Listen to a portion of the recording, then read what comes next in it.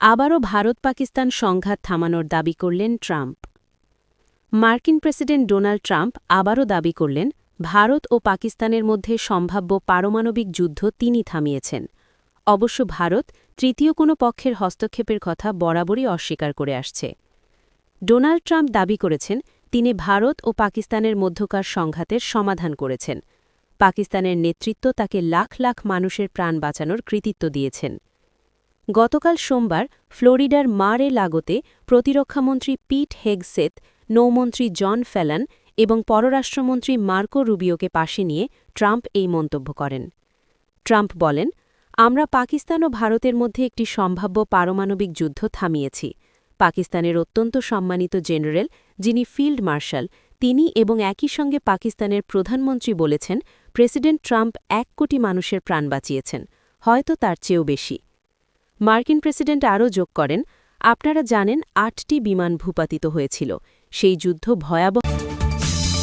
Israeli হামলায় নিহত ১৮,০০০ ফিলিস্তিনিকে দাফন করেছেন বৃদ্ধ গোরখোদক হাতাব। গাজায় ইসরায়েলের নির্বিচার ও নৃশংস হামলায় নিহত প্রায় ১৮,০০০ মরদেহ দাফন করেছেন ৬৫ বছর বয়সী গোরখোদক ইউসেফ আবু হাতাব। আর এর মাধ্যমে ফিলিস্তিনের ইতিহাসের অন্যতম ভয়াবহ নৃশংসতার সাক্ষী হয়ে রইলেন তিনি। বার্তা সংস্থা আনাদোলুর এক প্রতিবেদনে হাতাবের খবর খননের বিষয়টি উঠে এসেছে। দক্ষিণাঞ্চলীয় শহর খান ইউনিসের কবরস্থান পূর্ণ না হওয়া পর্যন্ত ফাটা হাতে কোদাল নিয়ে একের পর এক মরদেহ দাফন করেছেন তিনি। এই কবরগুলোর অধিকাংশ মরদেহের কোনো নাম পরিচয় ছিল না, কারণ ইসরায়েলের নির্বিচার বোমায় ছিন্ন ভিন্ন হয়ে যাওয়া শরীরের দেহাবশেষ কেবল এসব কবরে রাখা হয়েছিল। আনাদোলুকে আবু হাতাব বলেন, অকল্পনীয় চাপের মুখে এবং বিপুল সংখ্যক মানুষের মৃত্যু হওয়ায় আমরা অত্যন্ত কঠিন পরিস্থিতিতে গণকবর, ব্যক্তিগত কবর এবং হাসপাতালের ভেতরে মরদেহ দাফন করেছি। হাতাব জানান, ইসরায়েলের নির্বিচার হামলার তীব্রতা এত বেশি ছিল যে একবার তাকে একটি গর্তেই ১৫টি মরদেহ দাফন করতে হয়েছিল। ২০০৫ সালে শুরু হওয়া হাতাবের কর্মজীবনে এবারের ইসরায়েলি হামলাই ছিল সবচেয়ে কঠিন অধ্যায়। তিনি বলেন, পুরো যুদ্ধ জুড়ে আমি ১৭,০০০ থেকে ১৮,০০০ ফিলিস্তিনির দাফন কাজ পরিচালনা করেছি। ২০২৩ সালের অক্টোবর থেকে শুরু হওয়া এই নৃশংস যুদ্ধে ইসরায়েলি সেনাবাহিনী প্রায় ৭১,০০০ ফিলিস্তিনিকে হত্যা করেছে, যাদের বেশিরভাগই নারী ও শিশু। আহত হয়েছেন ১,৭১,০০০-এর বেশি মানুষ। গত ১০ অক্টোবর ইসরায়েলের আগ্রাসন বন্ধ একটি চুক্তি স্বাক্ষরিত হয়, তবে ইসরায়েল চুক্তি লঙ্ঘন করে বারবার হামলা চালিয়ে যাচ্ছে, যাতে ঝুঁকির মুখে পড়েছে যুদ্ধবিরতি চুক্তি। গাজার সরকারি মিডিয়া অফিসের তথ্যমতে যুদ্ধবিরতির পর থেকে ইসরায়েলি হামলায় অন্তত ৪০৫ ফিলিস্তিনি নিহত হয়েছেন। আবু হাতাব প্রতিদিন ভোর ৬টায় কাজ শুরু করেন এবং কখনো কখনো সূর্যাস্তের পরও কাজ চালিয়ে যান। সরঞ্জাম ও উপকরণের অভাবে তিনি ধ্বংসস্তূপ থেকে কুড়িয়ে আনা পাথর ও টাইলস ব্যবহার করে কবর মেরামত। চীনের সাইলোতে শতাধিক আন্তঃমহাদেশীয় ক্ষেপণাস্ত্র মোতায়েনের ইঙ্গিত পেন্টাগনের। চীন সম্ভবত ৩টি নতুন সাইলো এলাকায় ১০০টির বেশি আন্তঃমহাদেশীয় ব্যালিস্টিক ক্ষেপণাস্ত্র আইসিবিএম মোতায়েন করেছে এবং অস্ত্র নিয়ন্ত্রণ আলোচনায় কোনো আগ্রহ দেখাচ্ছে না, এমন তথ্য উঠে এসেছে যুক্তরাষ্ট্রের প্রতিরক্ষা দফতর পেন্টাগনের এক খসড়া প্রতিবেদনে।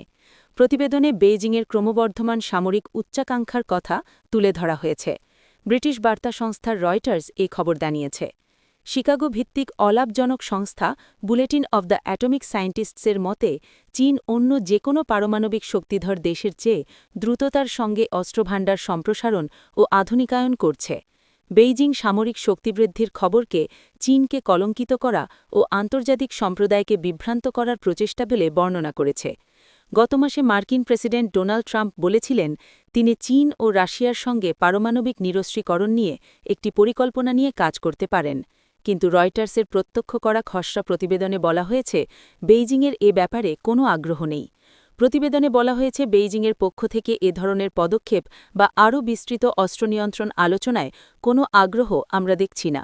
প্রতিবেদনে বিশেষভাবে উল্লেখ করা হয়েছে, চীন মঙ্গোলিয়ার সীমান্তের কাছে সাইলো ফিল্ডে ১০০টির বেশি সলিড ফিউয়েল চালিত DF-৩১ আইসিবিএম মোতায়েন করেছে বলে ধারণা করা হচ্ছে। এটি সাইলো সাইটগুলোর সর্বশেষ সিরিজ। এর আগে পেন্টাগন এসব ফিল্ডের অস্তিত্বের কথা জানিয়েছিল, কিন্তু মোতায়েনকৃত ক্ষেপণাস্ত্রের সংখ্যা জানায়নি। পেন্টাগন এ বিষয়ে মন্তব্য করতে রাজি হয়নি। ওয়াশিংটন ডিসিতে চীনা দূতাবাস জানিয়েছে, চীন প্রতিরক্ষামূলক পারমাণবিক কৌশল অনুসরণ করে এবং জাতীয় নিরাপত্তার জন্য প্রয়োজনীয় সর্বনিম্ন পর্যায়ে পারমাণবিক শক্তি বজায় রাখে এবং পারমাণবিক পরীক্ষা বন্ধের প্রতিশ্রুতি মেনে চলে। খসড়া প্রতিবেদনে এই নতুন মোতায়েনকৃত ক্ষেপণাস্ত্রগুলোর সম্ভাব্য লক্ষ্যবস্তু চিহ্নিত করা হয়নি। মার্কিন কর্মকর্তারা জানান, আইন প্রণেতাদের কাছে পাঠানোর আগে প্রতিবেদনটিতে পরিবর্তন আসতে পারে।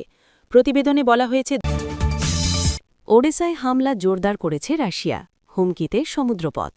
ইউক্রেনের দক্ষিণাঞ্চলীয় গুরুত্বপূর্ণ ওডেসা অঞ্চলে হামলা আরও বাড়িয়েছে রাশিয়া। ধারাবাহিক এই হামলায় ব্যাপক বিদ্যুৎ বিভ্রাট দেখা দিয়েছে এবং এই অঞ্চলের সামুদ্রিক অবকাঠামো মারাত্মক হুমকির মুখে পড়েছে।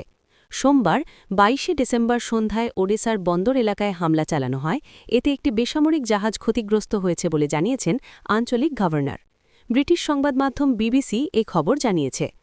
ইউক্রেনের উপপ্রধানমন্ত্রী ওলেক্সি কুলেবা বলেছেন, মস্কো ওডেসা অঞ্চলে পদ্ধতিগতভাবে হামলা চালাচ্ছে।